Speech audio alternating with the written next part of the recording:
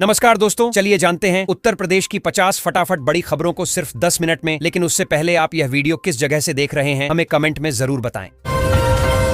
स्वामी विवेकानंद युवा अधिकारिता योजना के तहत आज कई जिलों में छात्रों को टैबलेट और स्मार्टफोन बांटे जा रहे हैं ताकि पढ़ाई पूरी तरह डिजिटल हो सके। सरकार का कहना है कि इससे प्रतियोगी परीक्षाओं की तैयारी आसान होगी और ग्रामीण इलाकों के युवाओं को भी बराबरी का मौका मिलेगा। वितरण कार्यक्रम पारदर्शी तरीके से चल रहा है। युवा उद्यमी योजना में आज से प्रक्रिया और सरल कर दी गई है। अब नए स्टार्टअप शुरू करने वाले युवाओं को 5 लाख रुपए तक का ब्याज मुक्त ऋण पाने में कम कागजी कार्यवाही करनी होगी। जिला उद्योग केंद्रों को निर्देश दिए गए हैं कि आवेदन तेजी से निपटाएं और युवाओं को मार्गदर्शन भी दें। कन्या सुमंगला योजना के बजट में बढ़ोतरी के बाद आज से नए आवेदन पोर्टल पर शुरू हो गए हैं। बेटियों की शिक्षा और स्वास्थ्य के लिए दी जाने वाली सहायता राशि समय पर मिले, इसके लिए ऑनलाइन सत्यापन की व्यवस्था मजबूत की गई है। अभिभावकों में योजना को लेकर खासा उत्साह देखा जा रहा है। निराश्रित महिला पेंशन योजना में राशि बढ़ने के बाद आज से लाभार्थियों का सत्यापन तेज कर दिया गया है। अधिकारियों को कहा गया है कि किसी भी पात्र महिला का नाम छूटना नहीं चाहिए। बैंक खातों की जांच और आधार मिलान की प्रक्रिया अभियान के रूप में चलाई जा रही है। प्रदेश सरकार ने 2026-27 के लिए अब तक का सबसे बड़ा बजट लागू करना शुरू कर दिया है। विभागों को निर्देश दिए गए हैं कि स्वीकृत योजनाओं पर तेजी से काम शुरू करें। वित्त विभाग रोजाना प्रगति की समीक्षा करेगा ताकि घोषित परियोजनाएं समय पर जमीन पर उतर सकें। लखनऊ में AI सिटी बनाने के लिए प्रस्तावित 225 करोड़ रुपए के टेंडर जारी होने की तैयारी है। अधिकारियों का कहना है कि इससे IT कंपनियों को आकर्षित किया जाएगा और युवाओं को नई तकनीक में रोजगार मिलेगा। परियोजना को चरणबद्ध तरीके से विकसित करने की योजना बनाई गई है। नोएडा में सेमीकंडक्टर मिशन 2 के तहत निवेश प्रस्तावों पर आज अहम बैठक हो रही है। राज्य सरकार चाहती है कि इलेक्ट्रॉनिक्स निर्माण में उत्तर प्रदेश अग्रणी बने। यदि प्रस्ताव मंजूर होते हैं तो हजारों युवाओं को तकनीकी क्षेत्र में सीधे और परोक्ष रूप से रोजगार मिलेगा। होली की लंबी छुट्टी के बाद आज से सभी सरकारी दफ्तर पूरी क्षमता से खुल गए हैं। मुख्यमंत्री ने अधिकारियों को लंबित फाइलें जल्द निपटाने के निर्देश दिए हैं। जनता से जुड़े कामों में देरी न हो, इसके लिए विशेष मॉनिटरिंग की व्यवस्था की गई है। होली के अवसर पर कर्मचारियों को समय से पहले वेतन दिए जाने के फैसले की आज वित्त विभाग समीक्षा कर रहा है। सरकार का मानना है कि त्योहार से पहले वेतन मिलने से बाजार में रौनक बढ़ी। अब आगे भी ऐसी व्यवस्था संभव है या नहीं, इस पर चर्चा चल रही है। राज्य के सहायता प्राप्त स्कूलों में शिक्षकों के खाली पदों का पूरा ब्यौरा आज शिक्षा निदेशालय को सौंपा जा रहा है। इसके आधार पर भर्ती प्रक्रिया की रूपरेखा तय होगी। अभ्यर्थियों को उम्मीद है कि लंबे समय से रुकी नियुक्तियां अब जल्द आगे बढ़ेंगी। स्किल इंडिया कार्यक्रम के तहत 10,000 टूरिस्ट गाइडों को प्रशिक्षित करने के लिए नए बैच का पंजीकरण शुरू हो गया है। पर्यटन स्थलों पर बढ़ती भीड़ को देखते हुए प्रशिक्षित गाइडों की जरूरत महसूस की जा रही है। युवाओं को भाषा और व्यवहार कौशल की विशेष ट्रेनिंग दी जाएगी। प्रदेश के 500 ग्रामीण क्षेत्रों में डिजिटल लाइब्रेरी स्थापित करने के लिए आज स्थान चयन की प्रक्रिया पूरी की जा रही है। गांव के विद्यार्थियों को ऑनलाइन किताबें और अध्ययन सामग्री उपलब्ध कराने का लक्ष्य है। इससे प्रतियोगी परीक्षाओं की तैयारी गांव में ही संभव हो सकेगी। आगामी नवोदय प्रवेश परीक्षाओं के लिए यूपी के केंद्रों पर जैमर और बायोमेट्रिक व्यवस्था अनिवार्य कर दी गई है। नकल रोकने के लिए यह कदम उठाया गया है। परीक्षार्थियों को समय से पहले पहुंचने और जरूरी दस्तावेज साथ लाने की सलाह दी गई है। 5 नए मेडिकल कॉलेजों में फैकल्टी भर्ती के लिए आज इंटरव्यू आयोजित हो रहे हैं। स्वास्थ्य सेवाओं को मजबूत बनाने के लिए योग्य डॉक्टरों की नियुक्ति पर जोर दिया जा रहा है। सरकार चाहती है कि नए कॉलेज जल्द पूरी क्षमता से संचालित हो सकें। गंगा एक्सप्रेसवे का निर्माण अंतिम चरण में पहुंच चुका है और आज मुख्य सचिव इसके कार्यों का निरीक्षण कर रहे हैं। लगभग 600 किलोमीटर लंबी यह परियोजना पश्चिम और पूर्वी यूपी को जोड़ेगी। अधिकारियों का दावा है कि तय समय सीमा में काम पूरा किया जाएगा। लखनऊ कानपुर एक्सप्रेसवे पर आज से टोल टेस्टिंग शुरू होने की संभावना है। तकनीकी टीम यातायात के दबाव और सिस्टम की कार्यक्षमता जांचेगी। लोगों को उम्मीद है कि इस मार्ग से दोनों शहरों के बीच यात्रा समय काफी कम हो जाएगा। नोएडा इंटरनेशनल एयरपोर्ट के रनवे पर आज से इंस्ट्रूमेंट लैंडिंग सिस्टम की टेस्टिंग शुरू हो रही है। यह व्यवस्था खराब मौसम में भी सुरक्षित लैंडिंग सुनिश्चित करेगी। परियोजना पूरी होने पर पश्चिमी यूपी को अंतरराष्ट्रीय कनेक्टिविटी का बड़ा फायदा मिलेगा। नोएडा मेट्रो की एक्वा लाइन को सेक्टर 142 तक बढ़ाने के प्रस्ताव पर अंतिम मंजूरी की उम्मीद जताई जा रही है। विस्तार से रोजाना यात्रा करने वालों को राहत मिलेगी। स्थानीय लोगों का कहना है कि मेट्रो पहुंचने से आसपास के क्षेत्रों का विकास तेज होगा। वाराणसी में प्रस्तावित नए पोर्ट प्रोजेक्ट के शिलान्यास की तैयारी है, जिससे जल परिवहन को बढ़ावा मिलेगा। गंगा के जरिए माल ढुलाई सस्ती और पर्यावरण अनुकूल मानी जा रही है। स्थानीय कारोबारियों को उम्मीद है कि इससे व्यापार में नई संभावनाएं खुलेंगी। Delhi Varanasi high speed rail corridor के लिए जमीन अधिग्रहण की रिपोर्ट आज पेश की जा रही है। परियोजना पूरी होने पर दोनों शहरों के बीच यात्रा समय काफी घट जाएगा। सरकार का कहना है कि प्रभावित किसानों को उचित मुआवजा और पुनर्वास सुनिश्चित किया जाएगा। अमृत भारत स्टेशन योजना के तहत यूपी के 50 रेलवे स्टेशनों के पुनर्विकास कार्य की समीक्षा हो रही है। यात्रियों को आधुनिक सुविधाएं देने का लक्ष्य रखा गया है। साफ सफाई, वेटिंग एरिया और डिजिटल सूचना बोर्ड पर विशेष ध्यान दिया जा रहा है।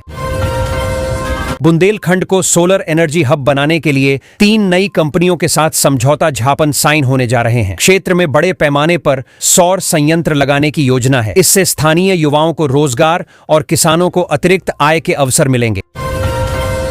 अयोध्या और मथुरा में आज से 20 नई इलेक्ट्रिक बसों का संचालन शुरू हो रहा है। पर्यावरण को ध्यान में रखते हुए यह कदम उठाया गया है। यात्रियों को कम किराए में आरामदायक और प्रदूषण रहित सफर देने का प्रयास किया जा रहा है।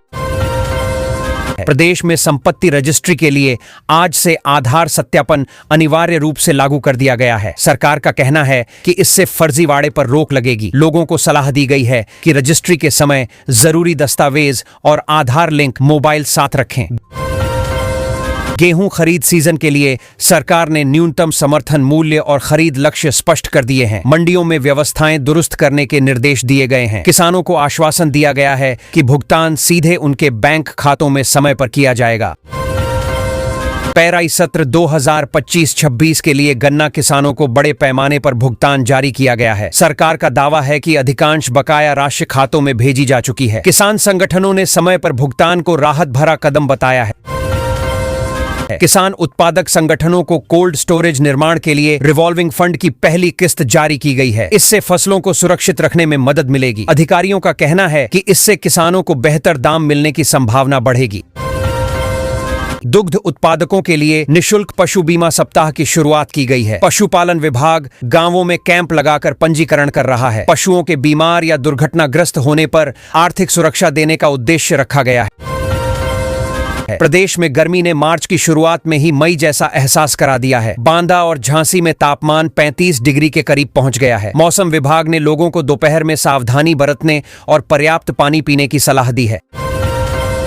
लखनऊ में आज अधिकतम तापमान सामान्य से 3 डिग्री अधिक रहने का अनुमान है। तेज धूप के कारण दोपहर में सड़कों पर भीड़ कम दिख रही है। चिकित्सकों ने बच्चों और बुजुर्गों को खास सावधानी बरतने की सलाह दी है। पश्चिमी उत्तर प्रदेश के जिलों में आज शुष्क हवाएं चलने की संभावना जताई गई है। हवा की रफ्तार 15 से 20 किलोमीटर प्रति घंटा रह सकती है। किसानों को सलाह दी गई है कि खड़ी फसल की सिंचाई समय से करें ताकि नमी बनी रहे। मौसम विभाग के अनुसार अगले 1 सप्ताह तक पूरे प्रदेश में मौसम साफ और शुष्क रहेगा। फिलहाल बारिश की कोई संभावना नहीं जताई गई है। तापमान में धीरे धीरे और बढ़ोतरी हो सकती है, इसलिए लोगों को गर्मी से बचाव के उपाय अपनाने चाहिए।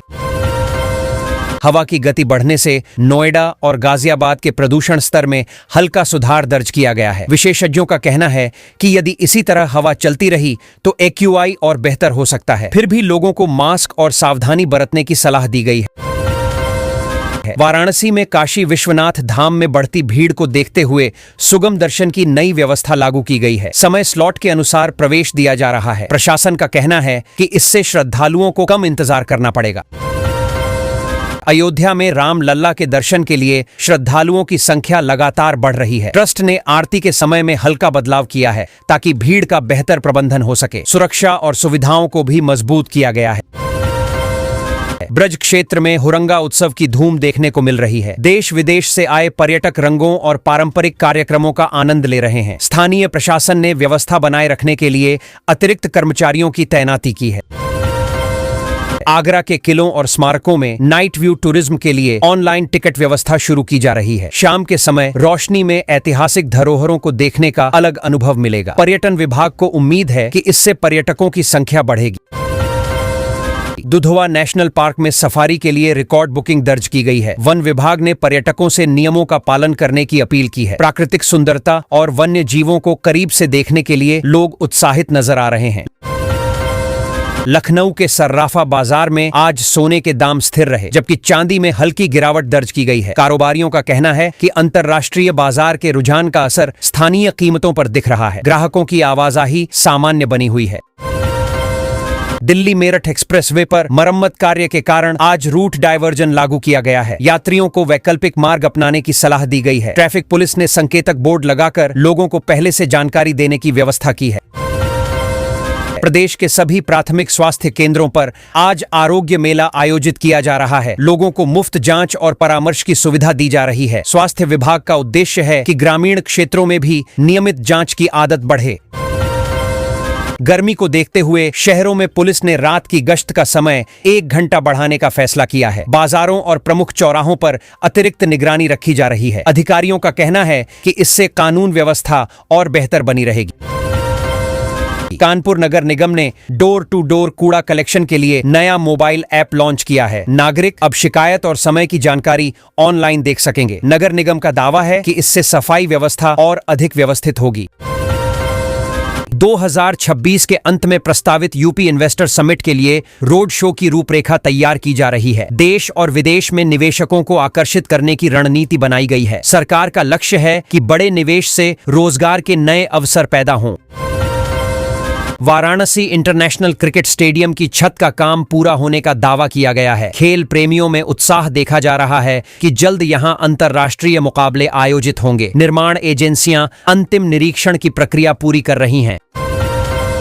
प्रदेश के सभी 75 जिलों में नए साइबर सुरक्षा केंद्र पूरी तरह सक्रिय कर दिए गए हैं। ऑनलाइन ठगी और साइबर अपराध से निपटने के लिए विशेष टीम तैनात की गई है। लोगों को भी जागरूक रहने और संदिग्ध लिंक से बचने की सलाह दी गई है। सरकार ने किसानों के लिए बड़ी राहत दी है। अब फार्मर रजिस्ट्री घर बैठे मोबाइल ऐप के जरिए की जा सकेगी। पंजीकरण की प्रक्रिया सरल बनाई गई है ताकि किसानों को दफ्तरों के चक्कर न लगाने पड़े। इससे योजनाओं का लाभ सीधे और जल्दी मिल सकेगा, ऐसा विभाग का कहना है।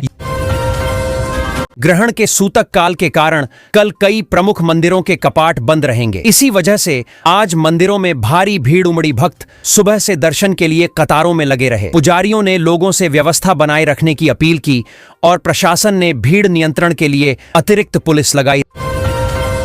रिपोर्ट के अनुसार इस साल त्योहारों में बाजारों की रौनक काफी बढ़ी है। बेहतर सुरक्षा और व्यवस्था के कारण दुकानों पर ग्राहकों की संख्या लगभग 50% बढ़ी बताई जा रही है। व्यापारी कह रहे हैं कि इससे व्यापार में नई जान आई है और लोगों का भरोसा भी मजबूत हुआ है। लखनऊ समेत कई बड़े शहरों में पुलिस ने होली जुलूसों को लेकर ट्रैफिक डायवर्जन प्लान लागू किया है। लोगों से कहा गया है कि पहले से रूट चेक कर लें। पुलिस का कहना है कि इससे जाम कम होगा और त्योहार शांतिपूर्ण ढंग से मनाया जा सकेगा। नगर विकास विभाग ने स्वच्छ होली अभियान चलाते हुए सभी नगर निकायों को दहन स्थलों की सफाई के निर्देश दिए हैं। अधिकारियों का कहना है कि अगले दिन राख और कचरा तुरंत हटाया जाएगा। इससे प्रदूषण कम होगा और शहर साफ सुथरे रहेंगे, जिससे लोगों को भी बेहतर माहौल मिलेगा। आज सीबीएसई कक्षा 10वीं की हिंदी परीक्षा शांतिपूर्वक संपन्न हुई। कई केंद्रों पर अभिभावक बाहर इंतजार करते दिखे। छात्रों ने बताया कि पेपर संतुलित था और तैयारी के मुताबिक आया। शिक्षकों का कहना है कि परीक्षा अनुशासन में हुई, जिससे व्यवस्था पर भरोसा बढ़ा है। प्रदेश के स्कूलों में होली अवकाश के कारण 2 से 4 मार्च तक छुट्टी रहेगी। अब 5 मार्च से कक्षाएं फिर शुरू होंगी। अभिभावक बच्चों के साथ गांव या रिश्तेदारी जाने की तैयारी कर रहे हैं। शिक्षक कह रहे हैं कि छुट्टी के बाद पढ़ाई तेजी से कराई जाएगी ताकि पाठ्यक्रम समय पर पूरा हो सके। यूपी बोर्ड परीक्षाओं के बाद कॉपियों के मूल्यांकन की तैयारी शुरू हो गई है। शिक्षकों की ड्यूटी सूची अपडेट कर दी गई है। बोर्ड का कहना है कि इस बार जांच प्रक्रिया समय से पूरी की जाएगी ताकि परिणाम जल्दी जारी हो सकें और छात्रों को आगे की पढ़ाई में देरी न हो। समाज कल्याण विभाग ने छात्रवृत्ति पोर्टल पर अंतिम स्टेटस अपडेट प्रक्रिया शुरू कर दी है। जिन छात्रों की फाइलें लंबित थीं, उनकी जांच तेज कर दी गई है। अधिकारी कह रहे हैं कि जल्द भुगतान शुरू होगा ताकि छात्रों की फीस और पढ़ाई में कोई रुकावट न आए। यूपीएसआरटीसी में संविदा चालक और परिचालक भर्ती का नया नोटिफिकेशन जल्द आने वाला है। विभाग ने खाली पदों का आंकड़ा जुटा लिया है। युवाओं को उम्मीद है कि त्योहार के बाद भर्ती प्रक्रिया शुरू होगी, जिससे रोजगार के नए मौके मिल सकते हैं। आज सर्राफा बाजार में चांदी के दाम में गिरावट दर्ज की गई, जिससे खरीदारी बढ़ गई। दुकानदार कह रहे हैं कि त्योहार और शादियों के मौसम में लोग मौके का फायदा उठा रहे हैं। कई ग्राहक छोटे आभूषण और बर्तन खरीदते नजर आए, जिससे बाजार में हलचल बनी रही। सोने की कीमतें अभी भी ऊंचे स्तर पर बनी हुई हैं। लखनऊ और नोएडा के बाजारों में 24 कैरेट सोना लगभग रिकॉर्ड दरों के आसपास बिक रहा है। ज्वेलर्स का कहना है कि लोग खरीद तो रहे हैं, लेकिन पहले की तरह बड़ी मात्रा में नहीं, बल्कि जरूरत के हिसाब से ही खरीदारी कर रहे हैं। प्रदेश में बैंकिंग व्यवस्था मजबूत होने से क्रेडिट डिपॉजिट अनुपात बढ़ा है। इसका मतलब है कि लोगों का जमा पैसा अब राज्य के भीतर ही निवेश हो रहा है। सरकार मानती है कि इससे उद्योगों को आवरण मिलेगा, कारोबार बढ़ेगा और स्थानीय स्तर पर आर्थिक गतिविधियां तेज होंगी। दिल्ली मेरठ रैपिड रेल परियोजना के मेरठ खंड का उद्घाटन प्रधानमंत्री नरेंद्र मोदी ने किया। इससे यात्रा समय कम होगा और रोज आने जाने वालों को बड़ी राहत मिलेगी। अधिकारी इसे क्षेत्रीय विकास और स्मार्ट परिवहन का महत्वपूर्ण उदाहरण मान रहे हैं। गंगा एक्सप्रेसवे का निर्माण तेजी से आगे बढ़ रहा है और अधिकांश काम पूरा हो चुका है। सरकार चाहती है कि यह मार्ग बड़े धार्मिक आयोजन से पहले जनता के लिए खोल दिया जाए। इससे पूर्व और पश्चिम उत्तर प्रदेश के बीच यात्रा तेज होगी और व्यापारिक गतिविधियों को भी नई गति मिलने की उम्मीद है। लखनऊ कानपुर एक्सप्रेसवे अंतिम चरण में है। इंजीनियर तकनीकी परीक्षण और सुरक्षा मानकों की जांच कर रहे हैं। यह मार्ग चालू होने पर दोनों शहरों के बीच रोज यात्रा करने वालों का समय बचेगा। प्रशासन इसे औद्योगिक गलियारे के विकास और निवेश आकर्षित करने में सहायक मान रहा है। लखनऊ मेट्रो के विस्तार के लिए बजट में राशि रखी गई है। नई लाइन बनने से शहर के पूर्वी और पश्चिमी हिस्सों के बीच कनेक्टिविटी सुधरेगी। अधिकारी मानते हैं कि इससे ट्रैफिक कम होगा, प्रदूषण घटेगा और लोगों को सार्वजनिक परिवहन का भरोसेमंद विकल्प मिलेगा। जेवर एयरपोर्ट को बड़े ऑपरेशनल हब के रूप में विकसित करने के लिए अतिरिक्त धन जारी किया गया है। सरकार चाहती है कि यह एयरपोर्ट अंतर्राष्ट्रीय माल ढुलाई और यात्री यातायात का प्रमुख केंद्र बने। इससे आसपास उद्योग बसेंगे, रोजगार बढ़ेगा और पश्चिमी उत्तर प्रदेश को नई आर्थिक पहचान